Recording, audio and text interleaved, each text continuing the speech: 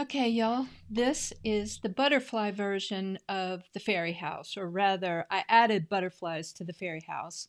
Um, I feel like I made a bunch of mistakes on this house. One, if you want the butterflies to show up, you need to use smaller flowers or flatter flowers. I like these flowers, but it's all like a lot of poof on the roof. And then I didn't center my fence, so here's the door. And the fence is over here and over here. I did that. The windows kind of look like eyelashes to me, so it just looks a little funky. I don't know. What do you think? And then I just wanted to tell you that the butterfly, the black overlay, takes a long time to cut out. So I just wanted to warn you about that. What I would do is run them through your machine one time and just look at like a bottom corner and see if the it cuts all the way through, and if not, then run it through again and then run it through again. But it does take a long time. Also, if you're going to use a lot of butterflies, you really do have to plan on, cutting them out for hours. But I really think this design only needs a few butterflies, so just choose the design of the butterflies that you like and use them. But anyway, I like the butterfly cutouts. I just think they needed plainer flowers so that the butterfly is the hero, the most prominent element.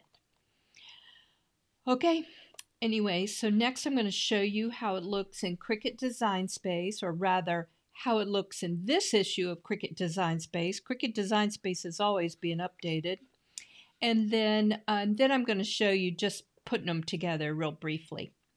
Okay, alrighty. I hope you find some use for the butterfly files for your fairy houses, because I think they're very cute. And I really do like the addition of the fencing.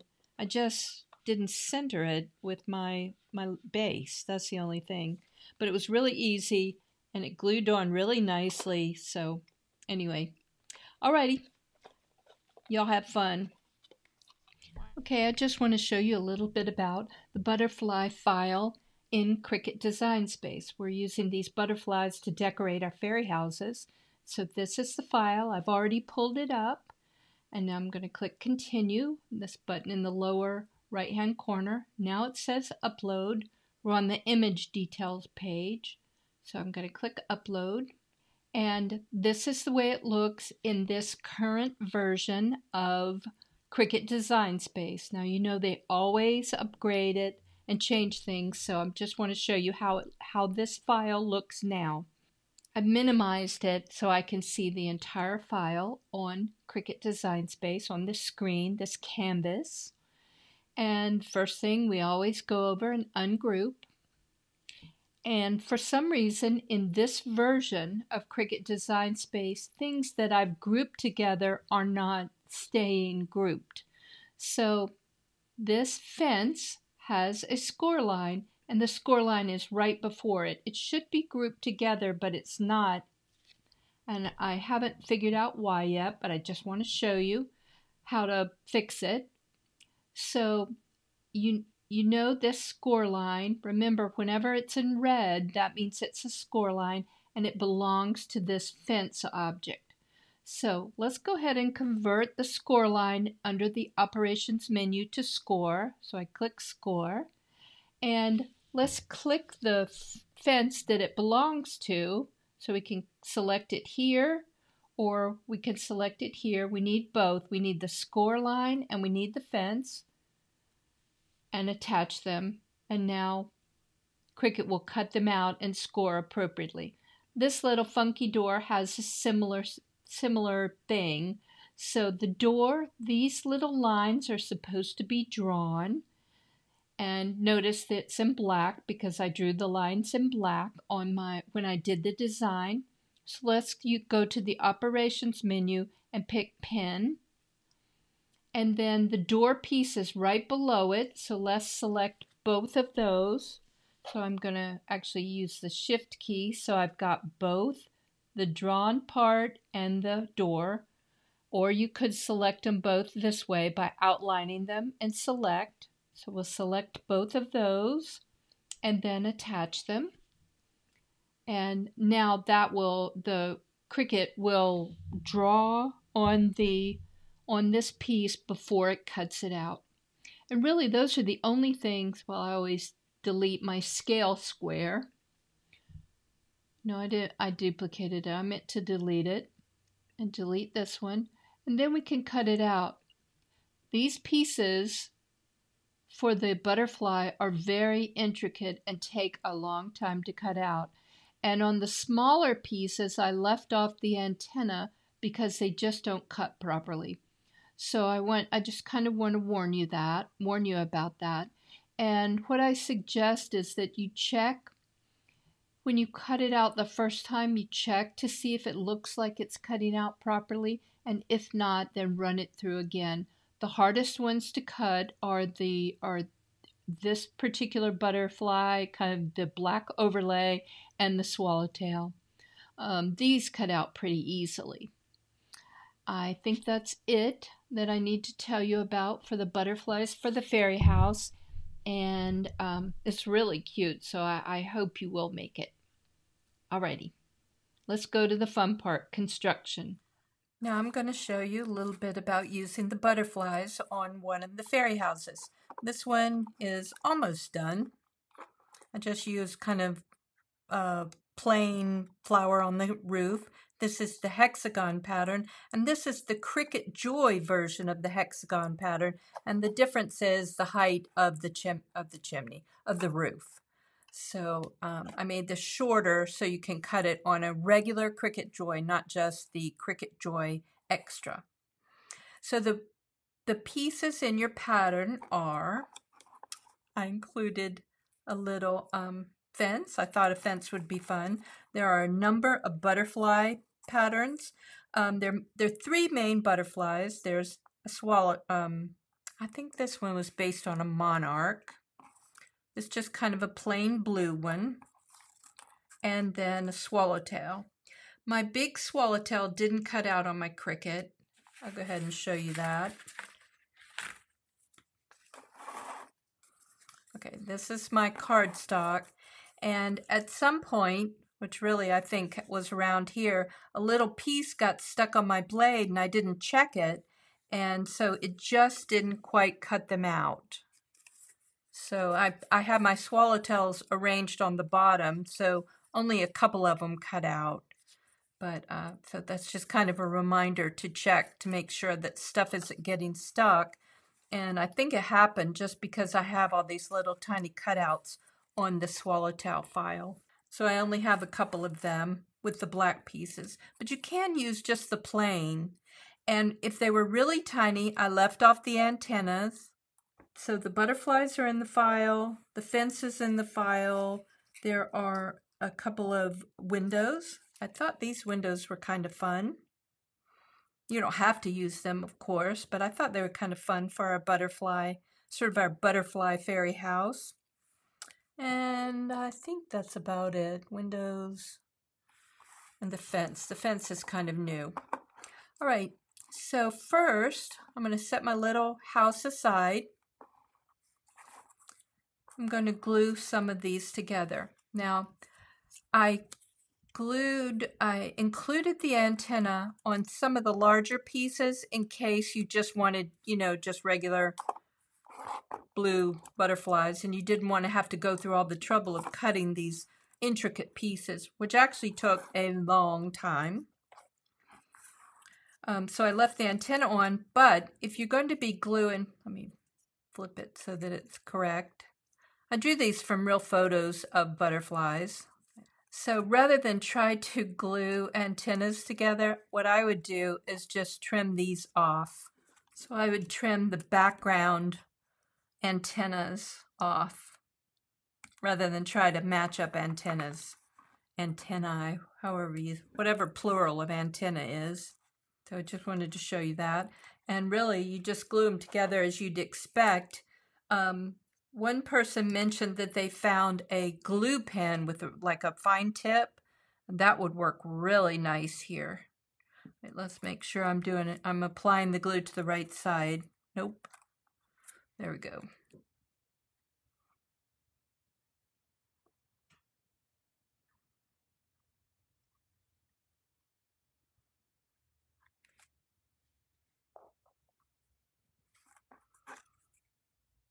And then just line them up. I could make such a great butterfly. Isn't it going to look good on our house? This is just kind of a plain one, and it was based on a butterfly I saw on a kind of a vintage, not a vintage, but a historical text, British butterflies, natural British butterflies from the 1800s. And I thought it was a nice simple shape, and what I meant to do was like color in some lines. I think I pre-glued most of them. Like I said, the smaller ones don't have antenna. Just because they're hard to cut out and they end up tearing off anyway. And for the windows, I wanted to glue a contrasting window frame on them. So I've kind of learned that it makes sense to put the window frame on before you glue the window to the house. It's just hard to line up these little pieces on the house itself. So, okay, so the next thing, let's glue some pieces. I'm gonna move my let's glue some pieces to the house. This is the door frame, which is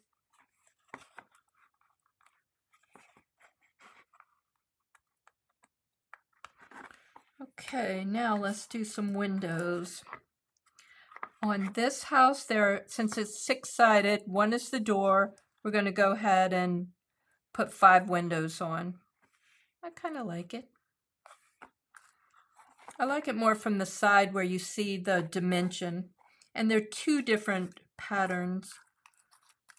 One is the more plain butterfly, and one is the swallowtail. And the other thing is I decided to use one of the leaves from the door patterns as kind of a doormat. So I'm going to glue it down there as kind of a doormat. You know, fairy house, of course, needs a doormat. A butterfly fairy house. And I made it darker, but, you know, it doesn't show up quite as much as I wanted, you know, in contrast to the green. And the same thing with the body of the house. I tried to get a better color, but so I used a little variegations trying to make it stand out. And that's one reason I think the house needs a fence. Plus we'll add some flowers down here that will help. Okay, let me show you the fencing. The fence comes and it's got a tiny score line right at the bottom, but it's very, very easy to fold along here. And I think the easiest way to glue it to our structure, to our house base, is apply glue along all the little tabs. And there's so many tabs, so it'll fold so it'll conform to a circle. And I say this fairly often, if you wait a minute, it'll get tacky and it'll stick better. But I generally don't wait a minute. So let me make sure I kind of center it.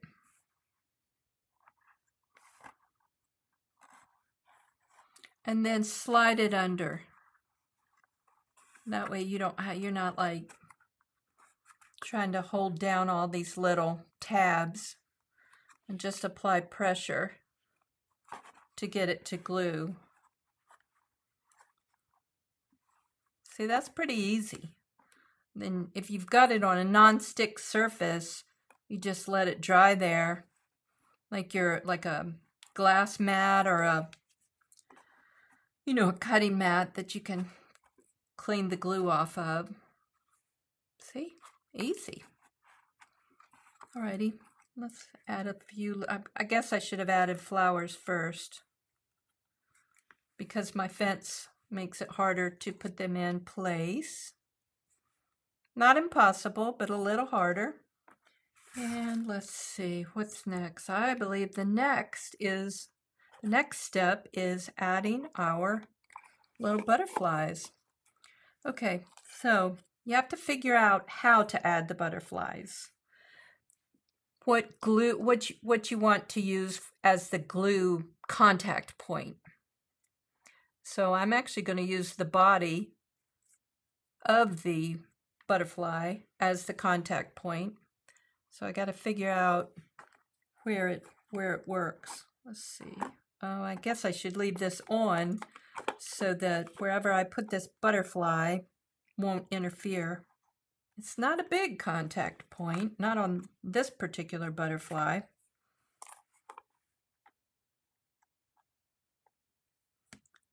So I'm glad I've got this little stylet, this little stylus rather. It's not a stylet, it's a stylus, because I can apply pressure. If I try to do it with my fingers, I end up getting glue on my fingers, and then it sticks to my finger when I lift my finger up. So let's put the swallowtail on top. And again, we're going to kind of figure out, kind of balance the body onto one of the flowers. So get my stylus, just hold it there a minute. I just love these butterflies. Okay, we'll do a plain one. This one's a little less visually interesting. In other words, I'm putting him in the back. Kind of like when you decorate a Christmas tree and you're like, And maybe it was one of your ornaments from when you were a little kid and you used to like it, but now it's kind of boring. Or you're embarrassed, so you put it in the back. I don't know, these may be over the top. Let's see about the big one. So you really don't need many butterflies. Now actually the reason I thought of doing butterflies was to cover the entire roof with butterflies. But I changed my mind about that. And that's one reason I did the plain ones, just so you could, like if you're going to cover your whole roof, the plain ones would be good. Okay. Let's see, where else can we put? Yeah, you're good here. I actually think that's enough butterflies. And really, probably one or two would look best, but you kind of get the idea. So you get to choose how exuberant you want to be with the butterflies on the roof. But I really think they're pretty, and I like them with the flowers. And you can use them on pretty much any of your other floral fairy houses. Alrighty, I hope you have fun making these.